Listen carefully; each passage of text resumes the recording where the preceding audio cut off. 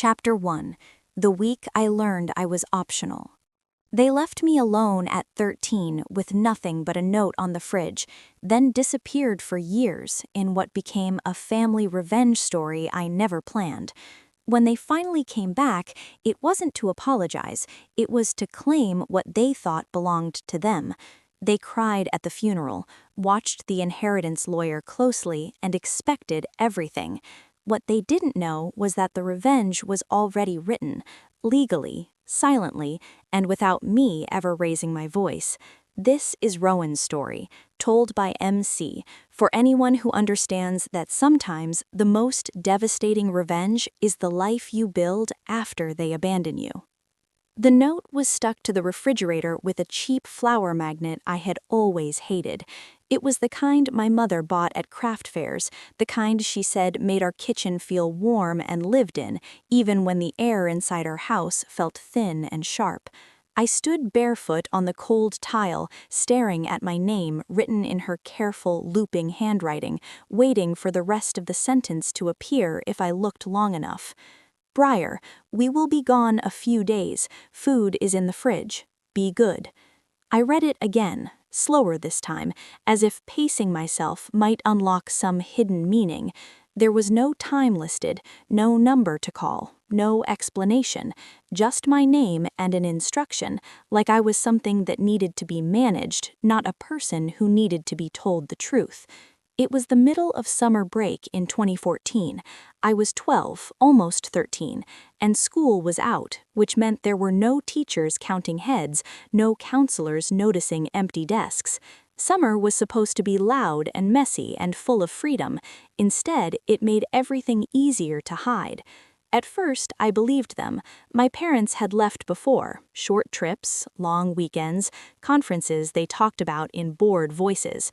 Once they had gone to the coast and left me with my older sister, Kendra, who acted like I was a chore she had not signed up for. This felt like that, just quieter. I told myself they had taken Kendra and my brother, Owen, somewhere fun and forgotten to tell me. Forgetting was something they were good at. The first day passed in waiting. I carried my phone from room to room, setting it down and picking it up again, watching the screen like it might light up out of pity. I turned lights on in empty rooms and stood in doorways longer than necessary, like the right angle might make the house feel occupied again. Around noon, I ate cereal straight from the box because opening the fridge made the silence echo. That night, I fell asleep on the couch with the television on low volume, using canned laughter to pretend I was not alone. I told myself they would be back in the morning. On the second day, I called my mom. It rang until her voicemail answered in its cheerful, recorded voice. I hung up without leaving a message. I called my dad. Same thing. I tried Kendra, even though she never missed a call. It went straight to voicemail. I stared at the screen, my thumb hovering, then dropped the phone onto the cushion like it had burned me. By then, confusion had started to turn into something heavier. Not panic yet. Panic would have meant admitting something was wrong. I started organizing my time into small, manageable tasks, the way I had seen adults do when they were stressed. I washed the same bowl twice. I lined up shoes by the door even though no one was coming in.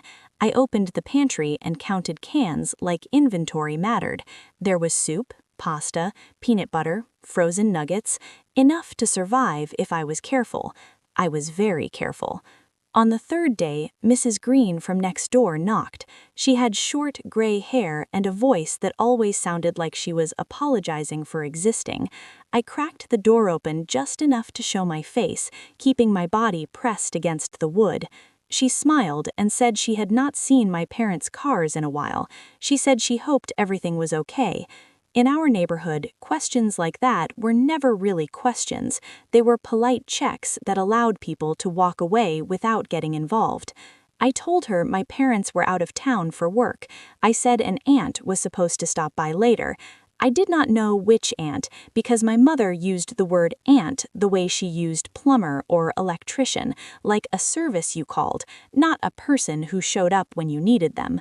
Mrs. Green nodded, relieved. She asked if I needed anything. I said no. I said I was fine. When she left, I closed the door and slid down onto the floor, my back against it, like that could keep the truth from getting out. I did not cry. Crying would have meant asking for help, and asking for help would have meant explaining why I had been left. That afternoon, I stood in the kitchen and stared at the note again. The corners had started to curl, the paper lifting slightly from the fridge like it wanted to escape. I pressed it flat with my fingers and imagined my mother writing it, calm and efficient, as if she were leaving feeding instructions for a pet. That was the first time I understood what family abandonment actually felt like. Not loud, not dramatic, just quiet enough that you started wondering if you were overreacting. I thought about calling the police. We had been taught in school to call if we were in danger, but what would I say? My parents left me a note. They said a few days, I have food, I am not hurt. And then there was the fear that stopped me every time. Foster care, group homes, being taken away in front of neighbors who waved like nothing bad ever happened here. I had heard the stories whispered at school about kids being moved from house to house, about losing your things, about adults who smiled and still didn't mean it. Being hungry felt easier than becoming a problem. So I stayed quiet. The days blurred after that. I ate cheap meals and drank tap water and took fast showers so the water bill wouldn't go up, like my parents might come back and punish me for costing too much. At night, I slept on the couch with the television on low volume, using canned laughter to pretend I was not alone. I told myself they would be back in the morning. On the 6th day, I was standing in the kitchen peeling the lid off a cup of instant noodles when I heard tires crunch on gravel. The sound was so ordinary that my body reacted before my mind could catch up. I dropped the noodles on the counter and ran to the front window. A dark sedan was parked in front of the house, not my dad's truck, not my mother's SUV. This car looked too clean, too deliberate, like it belonged to someone who didn't drift through life the way my parents did. My heart slammed against my ribs. I yanked the front door open and stepped onto the porch barefoot, the young July heat burning the bottoms of my feet. A man stood at the bottom step, tall, gray at the temples, holding a set of keys in one hand. I recognized him from awkward holidays and half-framed family photos. Graham Callahan, my father's older brother, the relative my parents talked about with tight smiles, the one they said thought he was better than everyone else. He looked at me, really looked, and something crossed his face that I had never seen on an adult before. Not irritation, not surprise, something heavier, like relief mixed with anger, like he had been afraid of finding exactly this. He did not ask where my parents were. He did not scold me for being alone. He did not raise his voice. He just looked at me, from my bare feet to my tangled hair, and asked a single question in a low, steady tone. What did you eat last night? The question cracked something open in me that I had been holding together with pure will, because for the first time in 6 days, someone was not asking where my parents were. They were asking if I had survived. Chapter 2. The Man Who Took Responsibility. He did not tell me to gather my things or explain what would happen next. Graham moved through the house with a quiet purpose, as if he had already made the decision somewhere deep inside himself and was simply catching the rest of the world up. He looked at the counter with the spilled noodles, at the empty sink, at the refrigerator with the note still curling at the edges. He did not touch it. He did not ask me to explain it. He only said we should go because it was getting late. I followed him outside without thinking about shoes or neighbors or what any of this meant.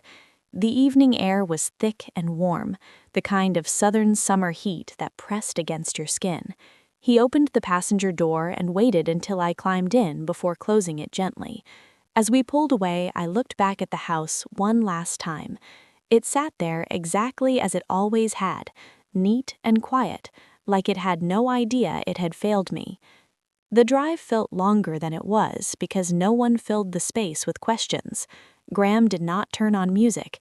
He did not ask where my parents were or why I had not called anyone. The silence felt different than the one I had been living in. It did not accuse me, it gave me room. My stomach growled a few miles down the road, loud enough that I flinched. Graham glanced over and said there was a diner nearby and asked if I was hungry. I nodded, suddenly aware of how tired my body felt now that it did not have to stay alert. The diner was small and smelled like coffee and butter. Graham slid into the booth across from me and pushed the menu toward me. He told me to order whatever I wanted. I stared at the pages longer than necessary, overwhelmed by the idea that the choice was actually mine. I picked pancakes because they felt safe.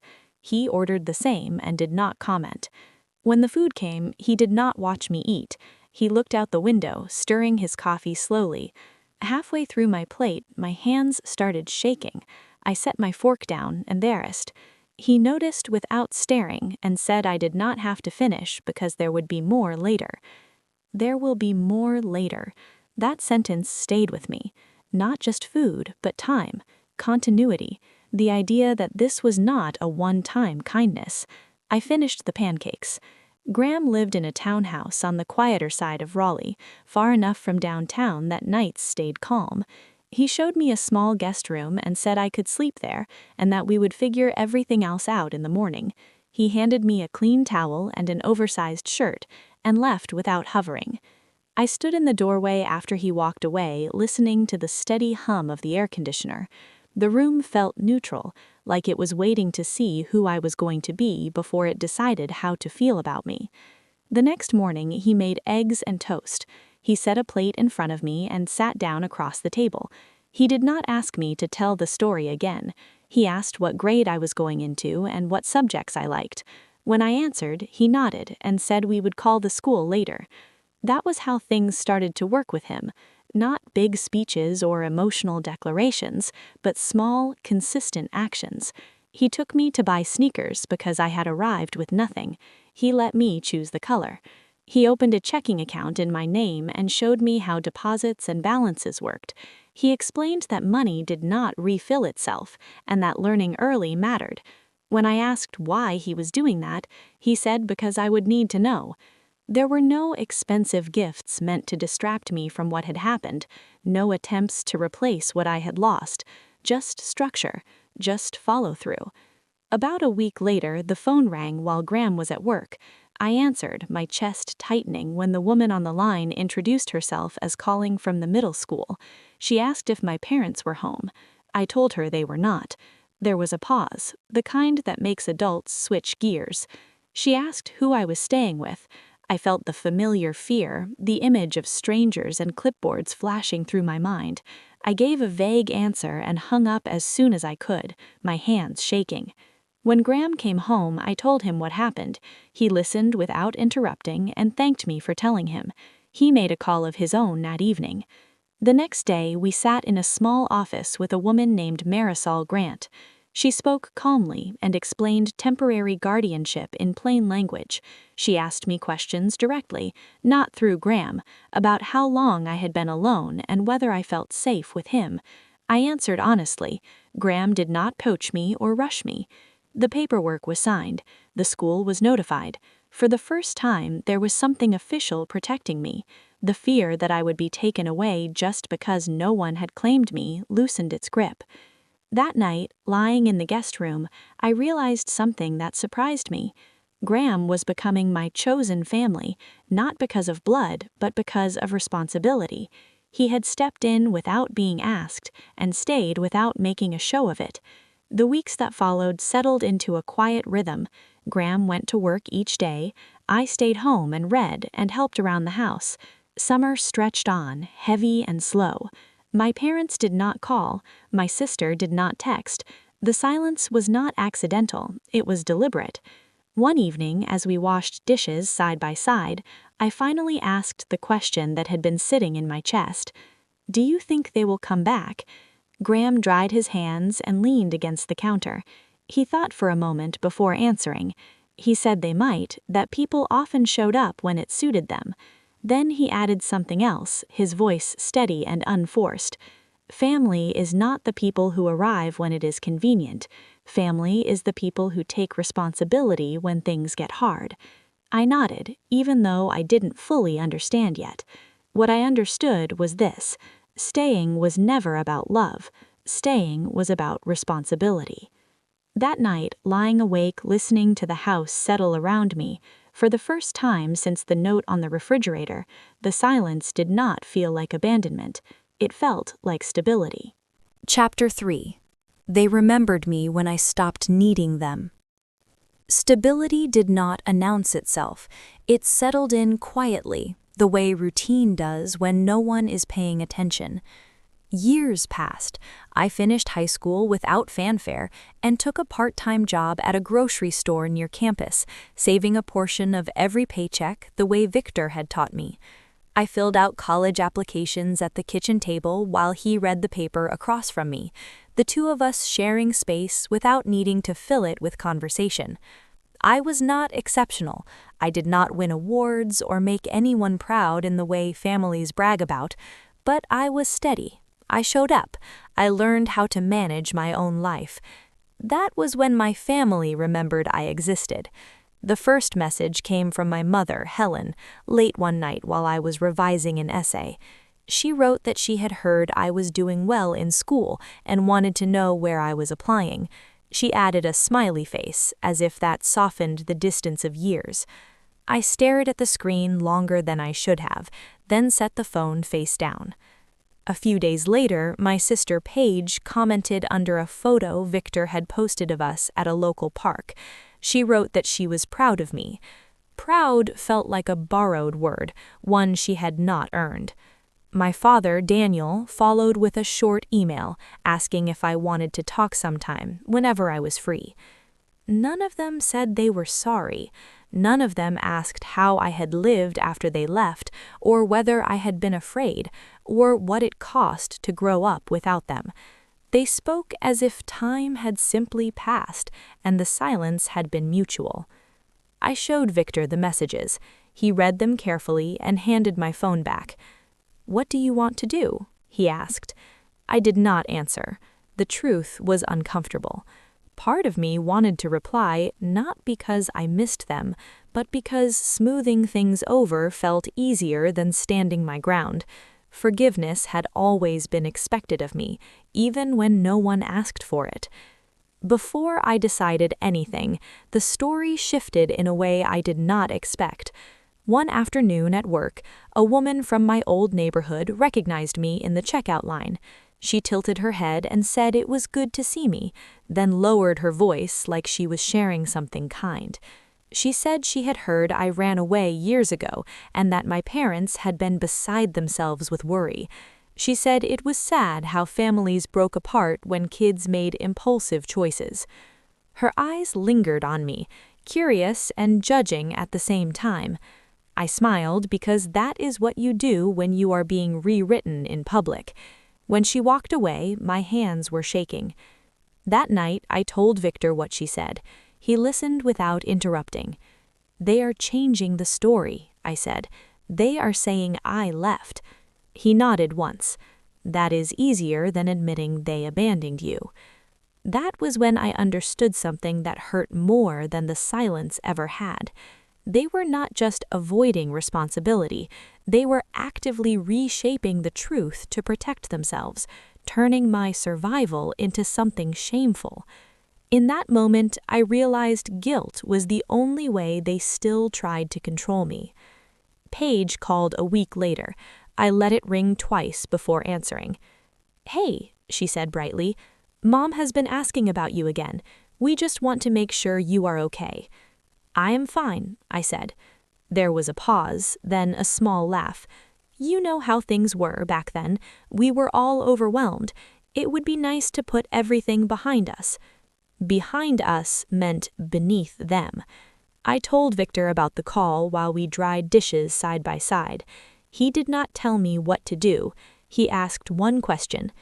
"If you go back," he said, "will they protect you or will they just feel better about themselves?" The answer came too quickly. It made my chest tight. Still, guilt has patience. Late at night, I drafted a message to my mother more than once. something polite, something neutral, something that would let everyone pretend the past had been a misunderstanding. Each time I deleted it before sending. Victor started coming home tired in a way that felt different. He brushed it off at first, then admitted he had been dizzy, then missed an afternoon entirely. When he finally agreed to see a doctor, I drove him to the hospital with my hands clenched tight around the steering wheel. The tests took longer than I wanted. Appointments stacked up. Waiting rooms smelled like disinfectant and stale coffee. I sat beside his bed, adjusting pillows, learning which nurses were kind and which were efficient. I told my mother. I messaged Paige. I forwarded updates to my father. They replied with concern and prayers and promises to visit. They did not come. Days passed. Victor slept more. I read to him when he was awake and watched monitors when he was not. I checked my phone between updates, half expecting someone to show up out of obligation if nothing else. No one did. One afternoon, Victor opened his eyes and looked at me with a tired smile. "You see it now, don't you?" he said. I nodded. I did not trust my voice. He squeezed my hand. "Boundaries are not punishments. They are information." That was the moment something inside me finally settled. The last illusion I had been carrying set itself down. My family had not been waiting for the right time. They had been waiting for convenience.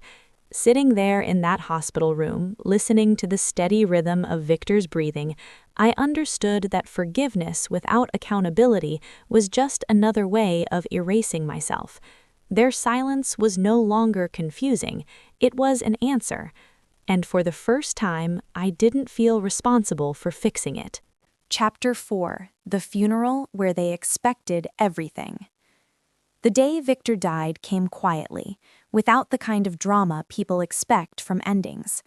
The funeral was held in a small chapel just outside Raleigh, understated and intentional, the sort of place Victor would have chosen himself.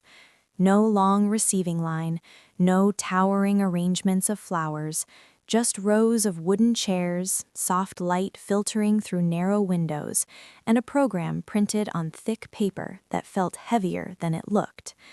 I stood near the front, hands folded, listening to people speak about Victor in measured tones. Colleagues talked about his reliability.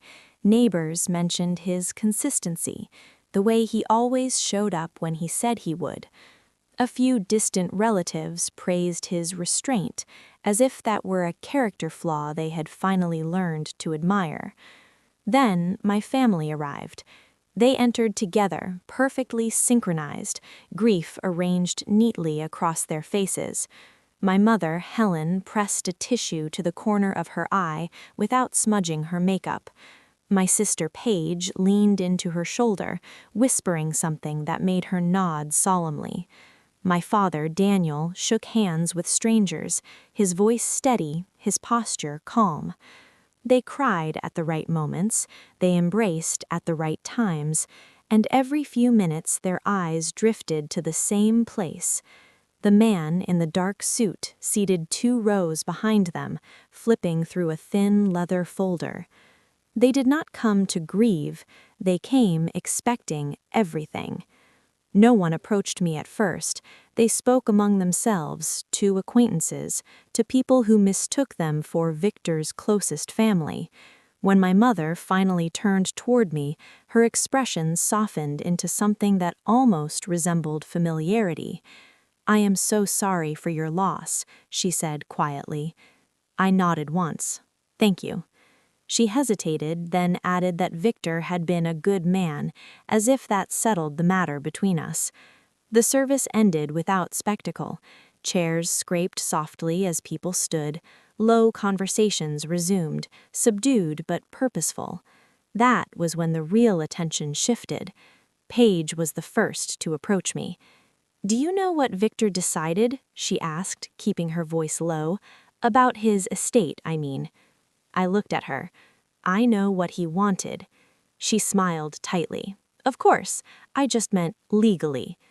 My father stepped closer, hands in his pockets. It should be straightforward, he said. Victor never married, no children. Family usually comes first. My mother nodded in agreement, her hand resting on his arm. We will make sure everything is handled fairly, she said.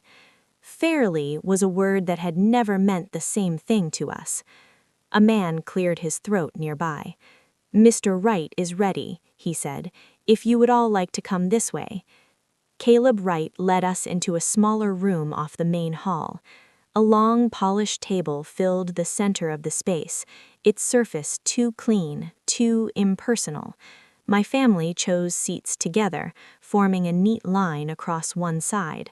I sat alone on the opposite end. Caleb adjusted his glasses and opened his folder. Thank you for being here, he said. I will read the relevant portions of Victor Hale's last will and testament.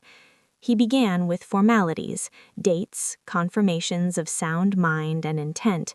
My family listened politely, waiting for recognition, for their names to appear. I watched their patience thin as the document moved forward without them. When Caleb reached the section on beneficiaries, he paused. Victor Hale leaves the entirety of his estate, including all financial accounts, property interests, and decision-making authority over the associated trust, to Rowan Hale. The room went still. My mother blinked. Paige's mouth opened slightly. My father leaned forward as if he had misheard. That cannot be right, my father said. Caleb looked up calmly. It is correct. Paige let out a short laugh, sharp and incredulous. She is not his daughter, she said. She is not even his child. That is true, Caleb replied. My mother straightened in her chair. This does not make sense, she said. He had influence over her. She was a minor. This looks like manipulation. Undue influence, my father added quickly. That is the term. Caleb did not raise his voice. Victor anticipated that concern, he said, which is why he documented everything. He slid a stack of papers across the table. Guardianship filings from over a decade earlier, medical records showing consistent involvement, financial statements documenting long-term support, personal journals in Victor's handwriting, letters he had written, dated, and signed, explaining his intentions clearly and repeatedly. My family flipped through the pages, their confidence draining with each turn. This is not fair, Paige said. We are his blood. Caleb folded his hands. The will was reviewed multiple times, he said. It meets all legal standards. Any challenge based on undue influence would be dismissed immediately. My mother's jaw tightened. We will see about that, she said. Caleb met her gaze without blinking. You are welcome to consult counsel, he said, but pursuing this would be costly and it would not change the outcome. This was not revenge driven by anger. This was legal karma, written carefully and enforced without emotion. Silence settled over the room, heavier than before. I had not spoken once. My father looked at me then, really looked at me, as if seeing me clearly for the first time. You planned this, he said. I shook my head slowly. Victor did. Paige pushed back her chair. This is unbelievable, she said. After everything? After everything, I repeated quietly. My mother reached across the table, stopping just short of my hand. You could do the right thing, she said. You could share. I met her eyes. Victor did the right thing, I said. No one responded. Caleb gathered his papers and stood. If there are no further questions, he said, I will proceed with the filings. My family stood as well, shock giving way to something colder. They did not shout, they did not threaten. They looked at me like I had taken something that belonged to them. They left the room together. I remained seated for a moment, the quiet pressing in around me. There was no triumph in my chest, no rush, just certainty. I stood and walked out alone. In the hallway, conversations resumed. People moved past me. The world continued without pause. Outside, the air felt cooler. I stepped onto the pavement and drew in a slow breath. For the first time, the truth had spoken without me defending it, and it held. Chapter 5. The Revenge That Never Touched Them. The certainty stayed with me long after the chapel emptied and the doors closed behind my family. In the days that followed, people asked how I felt: relieved, vindicated, satisfied. I never had a clean answer for them. Relief implies release, and what I felt was something steadier than that. It was the absence of struggle. Nothing inside me was arguing anymore. I would be lying if I said I had never imagined hurting them back. For a long time, revenge showed up in my thoughts in quiet, tempting ways, saying everything I had swallowed, watching their faces change when they realized what they had lost, taking something from them the way they had taken from me. Those thoughts came most often at night, when the house was still and memory had too much room to move. But standing there while the will was read, watching their confidence collapse on its own, I understood something that surprised me. I did not want to be part of their story again, not even as the villain they could blame. I did not want to spend another season of my life organizing my choices around what they deserved. That was when I realized this was quiet revenge, the kind that never touches the people who hurt you, but changes everything about who you become. Victor had not lived his life chasing confrontation, and I was not going to rewrite his legacy by starting now. After the funeral, I went home and opened the box he kept at the back of his closet. Inside were old documents, letters he never sent, and notebooks filled with his careful handwriting. Victor believed in clarity, in leaving records, in making sure the truth could stand on its own. One notebook sat apart from the rest. I recognized it immediately. It was the one he wrote in during the years when I was learning how to stand without apologizing for it. I read slowly, page by page. He wrote about responsibility not as a burden but as a choice.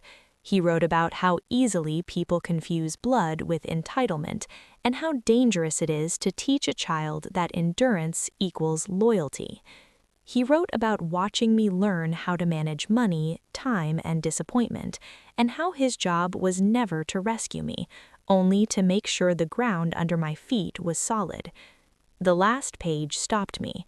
He wrote that I was not saved, that I had stood up on my own, that he had only stood beside me, ready if I needed him. I closed the notebook and sat there until the light faded from the room. That was when I knew what to do with what he left behind. The inheritance was not dramatic. It was careful, deliberate, enough to change direction, not enough to distort it. Victor had planned it that way, the same way he planned everything else. A few weeks later, I met with Ava Lynn in a small office downtown. She ran a nonprofit focused on helping teenagers who had been displaced or abandoned prepare for college. She did not talk in slogans. She talked about application fees, testing costs, housing deposits, transportation, the invisible gaps that stop capable kids before they ever start. I listened. We did not talk about my family. We did not talk about the funeral. We talked about structure, follow-through, and accountability. I told her I wanted to fund scholarships tied to mentorship, not just checks. Guidance mattered. Consistency mattered. The same things that had changed my life. She nodded and said it sounded like someone had taught me well.